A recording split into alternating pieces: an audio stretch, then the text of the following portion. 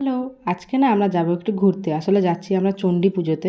প্রত্যেক বছরই না আমরা এই পুজোতে যাই এবং পুজোটা না একদিনের জন্য হয়, তাই প্রচণ্ড ভিড় হয়। আর এই দিন এত গরম পড়ে মানে ধারণার বাইরে। আমার মনে হয় পয়লা বৈশাখ থেকে বেশি গরমটা পড়ে। আর এসেই তো দেখছি পরপর এক একটা দল আসছে এবং মাতান দেওয়া শুরু করে দিয়েছে।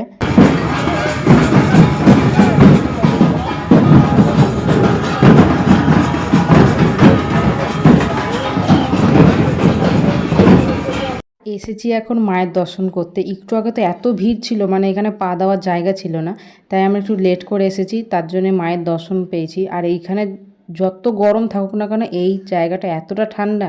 দেখো প্রচুর লোক তো আমাদের মতন বাইরে থেকে আসে এবং তারা এখানে বসে রয়েছে, কেননা সব জায়গায় গরম থাকলেও এই জায়গাটা প্রচণ্ড ঠান্ডা। আর বেরিয়েছি আমরা, দেখো সবার হাতে এক একটা করে হাত পাখা, যেহেতু প্রচণ্ড গরম। আর এসেছি এখন একটু ভোগ প্রসাদ খেতে।